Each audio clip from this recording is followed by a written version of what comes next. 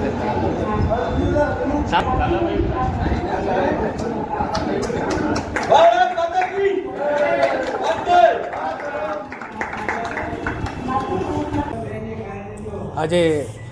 ભુજ નગરપાલિકાની ચૂંટણી અનુસંધાને 26 તારીખના મતદાનનો દિવસ છે. સ્વાભાવિક છે કે ચૂંટણીની પ્રથમ પ્રક્રિયા ફોર્મ ભરવા, ચકાસણી, પાછા ખેંચવા, આ બધી પ્રક્રિયા પૂરા થયા પછી ચૂંટણીના પ્રચાર માટે પોતાનું કાર્યાલય વોર્ડ 6 બનતું હોય. વોર્ડ નંબર 3માં જે રીતે ભારતીય જનતા પાર્ટીના ઉમેદવાર તરીકે ભાઈ ભારતીય જનતા પાર્ટીના જૂના અને વર્ષોથી જેને કામ કર્યું જેવા અંબાલાલભાઈ છે, સમીર ગનીભાઈ છે, સનાબેન છે અને બિલકિસબેન છે, આવા 4 ઉમેદવાર ભારતીય જનતા પાર્ટી જ્યારે પસંદગી ઉતારી છે ત્યારે મેં હમણાં જ વાત કરી કે જે રીતે ઉમેદવારોને જોતાં આમ લાગે કે આ લડાયક હશે ને આ કાંઈક કામ કરી શકશે. હંમેશા ચહેરો કહેતો હોય, એની થનગનાટ કહેતો હોય અને ચૂંટણીમાં કામ કર્યા પછી પણ જે દોડતો માણસ હોય એ પછી પણ આ વોર્ડનું કામ કરશે એવું મને લાગે છે.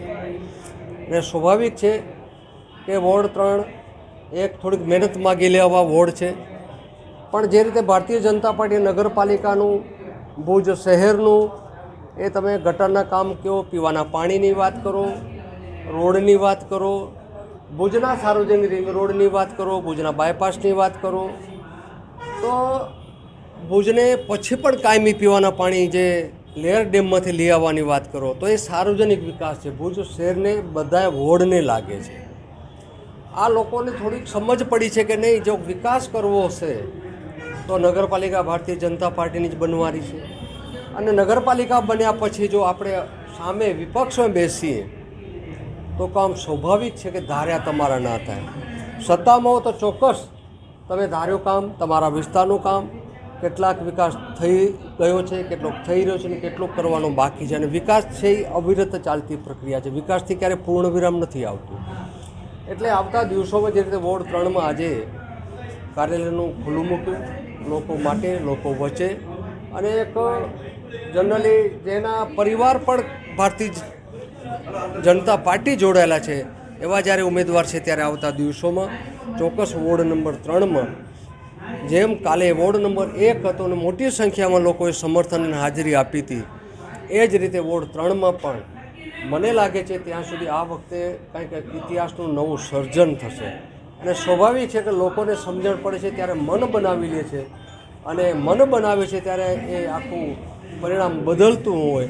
ત્યારે આજે વોર્ડ 1, 2 અને 3માં પરિણામ બદલશે. અને આજે વોર્ડ નંબર 3માં જે રીતે 4 ઉમેદવારોને ભારતીય જનતા પાર્ટીએ એક પસંદગી ઉતારી છે ત્યારે સ્વાભાવિક છે કે એના જોડે આખી પાર્ટી છે. ઉમેદવાર માત્ર એક નિમિત્ત બનતા હોય પણ પાર્ટી લડતી હોય.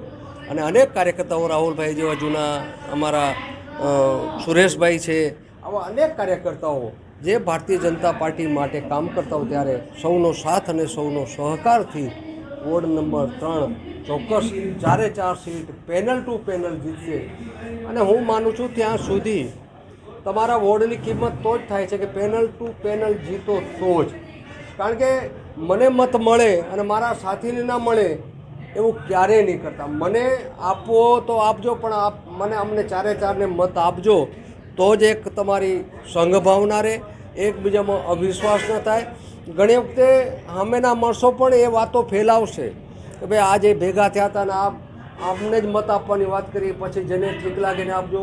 એ વિરોધ પક્ષ આ બધું કરવાના છે ગતકડા.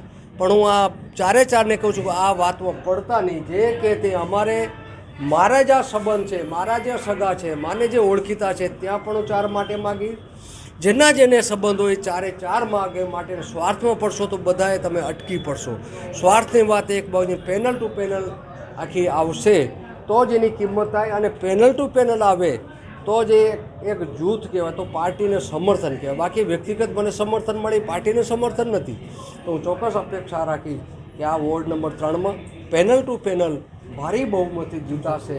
અને એવી આખી પાર્ટી મહેનત કરશે. ને જેમ મેં વાત કરી, લોકોએ પણ મન બનાવ્યું કે વિકાસના કામો જોઈને જે રીતે માત્ર ને માત્ર કોઈક માણસો આવીને તમને એક બિનજરૂરી વાત કરીને ભડકાવતા હોય, એમાં તથ્ય કાંઈ હોતું જ નથી અને ભડકાવીને પાછા એ 5 વર્ષ ચાલ્યા જતા હોય, ત્યારે લોકો માટે લોકો વચ્ચે આવતા નથી.